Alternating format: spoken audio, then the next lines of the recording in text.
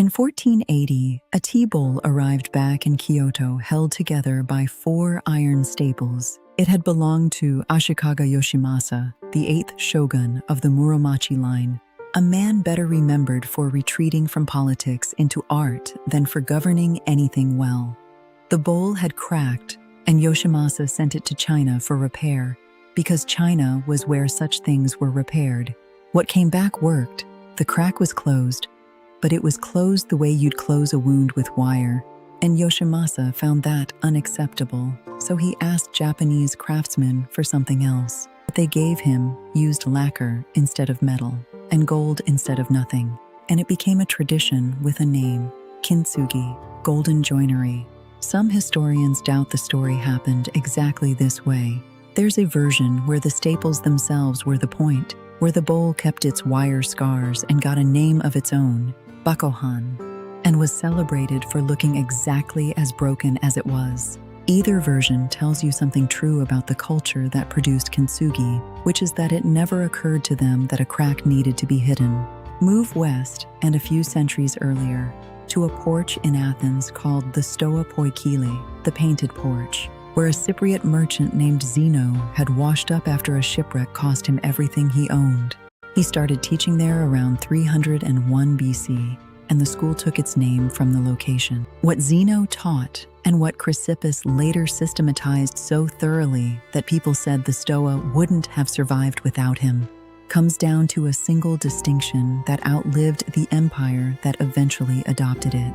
Epictetus, born into slavery, put it plainest in the opening lines of the Enchiridion. Some things are up to us, and some things are not. Our judgments, our impulses, our responses, those are ours. Our bodies, our reputations, the weather, other people's opinions of us, those are not, and treating them as though they were is where suffering comes from. Marcus Aurelius, an emperor who buried children and fought wars he didn't choose and still found time to write to himself at night about restraint, spent his meditations rehearsing the same idea from every angle available to a man with that much power and that little control over the things that actually mattered to him. This is where Stoicism does its best work, and it's worth being precise about what that work actually is. It isn't a philosophy of numbness. Epictetus never asked anyone to stop feeling the loss. He asked them to separate the event from the story they were telling themselves about the event,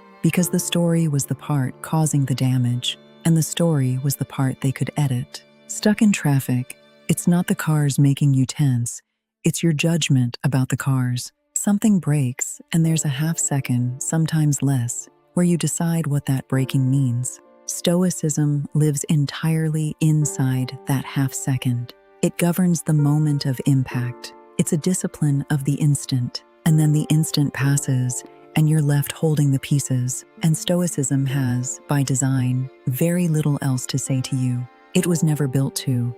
Its job was to keep you from making the break worse by panicking inside it. Once you've done that, once you've separated your judgment from the event and kept your head, you're still standing there with a broken thing in your hands. And the philosophy that got you through the moment doesn't have much guidance for the years that come after. It's not a flaw in Stoicism. It's just outside its jurisdiction. A discipline built for the storm was never going to also be the discipline for what you rebuild once the storm has passed. That's the part Kintsugi was built for. Not the break itself, but everything after it. The lacquer the Japanese craftsmen turned to, urushi, wasn't a new invention for this purpose. People in Japan had been using tree sap from the urushi tree to mend broken vessels for thousands of years before Yoshimasa's bowl ever cracked. Going back toward the Jomon period, with fragments found at sites like Shimoyakibi showing joins made this way roughly 4,000 years ago. What changed in the Muromachi period wasn't the material, it was the decision to stop hiding the seam and start decorating it. Gold powder dusted into the still wet lacquer along the crack line, so the repair wasn't camouflaged but announced. The philosophy underneath it drew from Wabi Sabi, the aesthetic taking hold in the tea ceremonies of the same era, which found more beauty in an irregular, aged, or asymmetrical object than in a flawless one. A Kintsugi bowl doesn't pretend the break never happened. It puts the break on display in gold as the most valuable line on the object. Here's where the two traditions actually meet, and it isn't a contest. It's a sequence. Something happens. A relationship ends. A diagnosis lands. A career collapses. Whatever your version of the bowl hitting the floor turns out to be. In that instant, Stoicism is the only one of the two philosophies with anything useful to offer, because Kintsugi has no technique for the moment of breaking. It has nothing to say about panic or grief in its first hour, or the temptation to catastrophize a bad afternoon into a ruined life. That's Epictetus's territory. Judge the event correctly, separate what's yours to control from what isn't, get through the half second without making it worse. But then time passes, the way it does, and you're not in the half second anymore. You're in the months after, or the years after, holding something that's been repaired but not restored, because it can't be restored, not to what it was. This is where Stoicism goes quiet, and it's where a person who only ever learned the dichotomy of control tends to get stuck. They handled the moment well, they just never learned what to do with the scar. Kintsugi picks up exactly there. It doesn't ask you to control your judgment of the event anymore. It asks you to do something with what's left of it, to trace the break in gold instead of grinding it down until it disappears. The mended bowl in the Kintsugi tradition isn't valued despite the crack.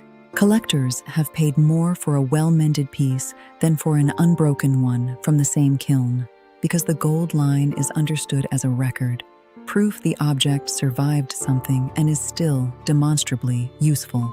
Put the two together and you get something closer to a full account of what resilience actually requires than either tradition offers alone. Stoicism gets you through the drop. It's fast, it's disciplined, and it's built for a moment that doesn't last. Kintsugi gets you through everything after the drop, which is slower, less disciplined in the traditional sense, and built to last for years, sometimes visibly, sometimes as the most noticeable thing about you. Neither one replaces the other. A person who only practices the dichotomy of control gets very good at surviving impacts and never learns what to build afterward. And a person who only thinks in terms of golden repair, with no capacity to separate judgment from event in the first place, may struggle just to get through the initial break without making it worse. You need the discipline for the instant and the patience for the years. Most people default to one and never develop the other, and it shows. There's a detail in the Bakuhan story worth sitting with a little longer than the rest. If that version is the true one, then Yoshimasa's bowl was never actually rebuilt to hide anything. The staples stayed visible. The piece got a name because of how it had broken, not despite it. And it entered the historical record as an object more interesting for having failed once in public, in a way everyone could see.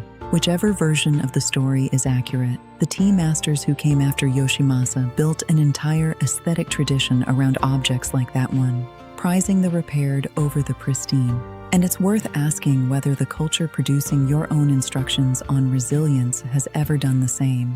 That's roughly where the two traditions leave you, not competing for the same job, handing the work off to each other at the point where one of them runs out of things to say. Most people know instinctively which one they reach for.